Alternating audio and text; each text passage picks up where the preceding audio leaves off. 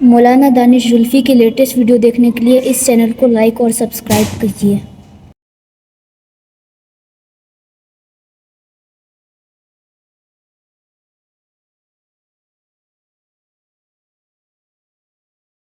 آج محرم الحرام ہے، ہمیں ان سے شجاعت اور بہادری کے قصیدے اور ان سے ہمیں وہ لینا چاہیے کہ بھائی ہم ان سے کچھ سیکھیں کہ انہوں نے کیا کیا ہے۔ لیکن ہماری قوم جب سے چاند دکھا ہے وہ تعزیہ بنانا چالو کر دیا ہے، اللہ سے اس میں لگ گئے۔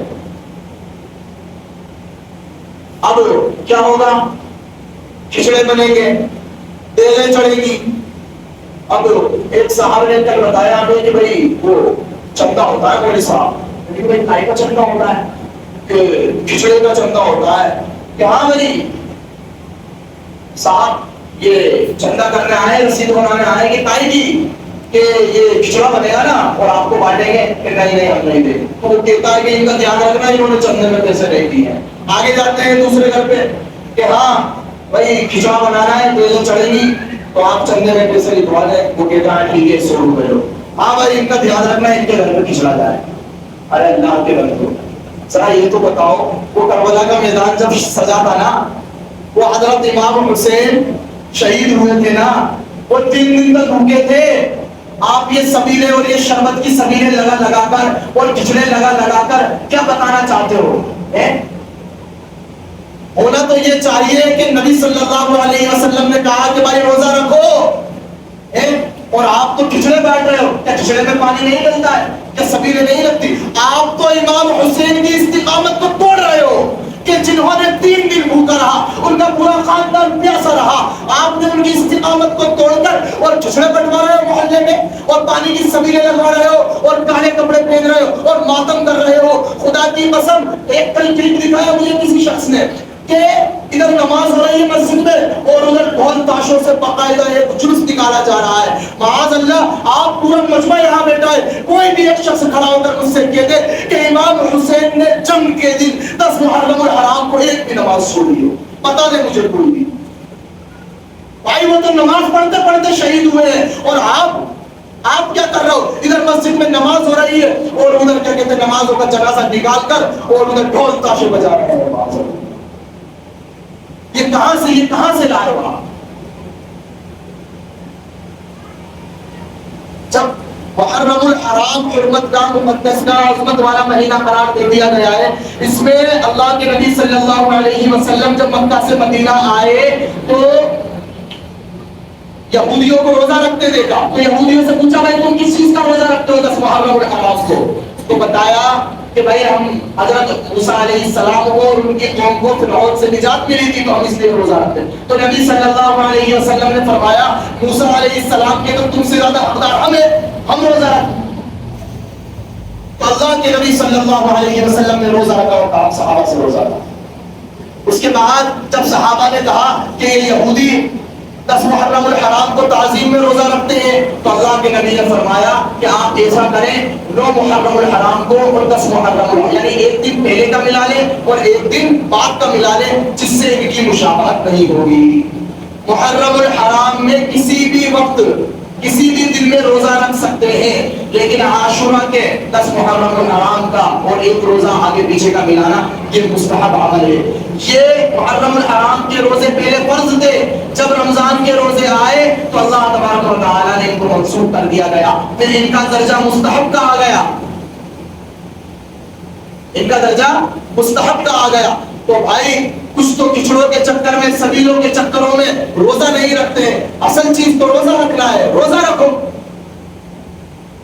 پورے محلے میں ڈی جے بجائیں گے، معاذ اللہ آپ ذرا غور فکر کریں، 2-3 سال سے یہ خبریں آ رہی ہیں کہ اتنا لمبا وہ تعزیہ بنا دیا کہ وہاں پر وہ کسی تار سے اڑ گیا، کسی کیبل سے اڑ گیا اور اس میں اتنے لوگوں کی موت ہو گئی۔ اب ذرا آپ جواب دیں، اس تعزیے کی بنا پر آپ کی موت ہو جائے اور اللہ تبارک و تعالیٰ کے سامنے آپ کھڑے ہوں گے تو کیا جواب دیں گے؟ اللہ تبارک و تعالیٰ کہے گا کہ بتا بھائی کہ نماز پڑھتے موت ہوئی، سجدے میں موت ہوئی، روزے میں موت ہوئی، مسجد میں موت ہوئی، پتہ کسی ولی اللہ کے یہاں موت ہوئی, کس جگہ تیری روح نکلی ہے, وہ کہے گا نہیں نہیں نہیں, میں تو تعزیے نکال رہا تھا, آگے ڈیجے بج رہے تھے اور میں ناچ رہا تھا, اور اتنا لمبا تعزیہ تھا کہ وہ تاروں پہ اڑ گیا اور جس سے کرنٹ پھیلا اور سارا اللہ اس میں میری موت ہو گئی. اللہ تبارک و تعالیٰ کہے گا لے جا کے سب کو جاننا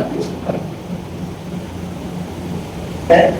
تو بتائیں آپ ذرا کہ جو نبی نے طریقہ بتایا ہے وہ افضل ہے یا یہ ڈی جے اور یہ تعزیہ نکالنا افضل؟ بتائیں, آپ خود بتائیں. میں یہ حدیث کی روشنی میں بات کر رہا ہوں, کوئی ہوائی فائر نہیں دے رہا ہوں, میں کوئی اپنی طرف سے میں ہوائی فائر نہیں دے رہا ہوں.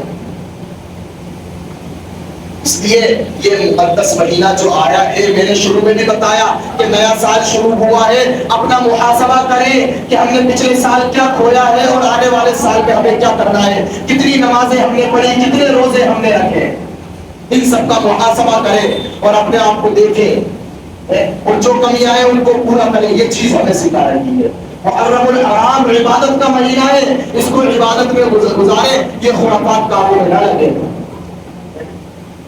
بچیں گے میں سب انشاءاللہ ان سب چیزوں سے. تیز بولو بھائی, آواز نہیں آ رہی. ہاں, ان سب خرافات. دیکھو میرا ہمیشہ سے ایک کہنا ہے کہ اگر آپ سے نیک کام میں ہو رہا ہو نا تو برا کام بھی مت کرو. میں ہمیشہ سے یہ بات کہتا ہوں, یا تو آپ نیکی کی طرف آ جاؤ, ہے نا, اگر آپ ادھر بھی نہیں آ پا رہے تو پھر ادھر بھی مت جاؤ. کیوں اپنے سر پہ بوجھ لینا چاہتے ہو میرے آج؟ سیدھا سادہ دین ہے, 5 وقت کی نمازیں ہیں, روزہ ہے, نماز ہے, حج ہے. اللہ تعالیٰ کے بندوں کو اپنی طرف بلانا ہے, دعوت و تبلیغ کرو, اللہ اللہ کرو. کہاں یہ پیچھے بازوں میں لگے پڑے ہوئے, اللہ کی قسم کہیں سے کہیں تک بھی 1% بھی سوال نہیں ہوگا. یوں نہیں کہا جائے گا کہ تم نے کچڑے کے کتنے دیکھ چڑھائے, تم نے ڈی جے کے سامنے کتنا ڈانس کیا, تم نے کیا کہتے اکھاڑے میں کتنی تلواریں گھمائی ہے. نماز ہوگا تو سوال ہوگا تو نماز کا ہوگا. مسجد میں کتنے وقت گئے, فجر پڑھی نہیں پڑھی, ظہر پڑھی نہیں پڑھی, عصر پڑھی نہیں پڑھی, مغرب پڑھی نہیں پڑھی, عشاء پڑھی نہیں پڑھی, روزے کتنے رکھے ہیں, حج کتنی بار کیا ہے. ان چیزوں کا سوال ہوگا, نہ کہ ان چیزوں کا سوال ہوگا. کوئی نہیں پوچھے گا. یہ سوال تو ایگزام لسٹ میں ہے ہی نہیں کہ تم سے تعزیوں کے بارے میں, کچڑے کے بارے میں سوال ہوگا. یہ تو جو سیلیبس ہے اس سے باہر کا ہی سوال ہے. تو آپ جو سیلیبس میں اس میں پڑھے نا, سیلیبس سے باہر کا سوال نہیں کیا رہے ہیں, ہے نا. اس لیے بچیں گے بھائی سب انشاءاللہ یہ سب چیزوں سے. ہاں, اللہ تبارک و تعالیٰ کے رسول صلی اللہ علیہ وسلم کو جن ساتھیوں نے سنت کی بڑی سنت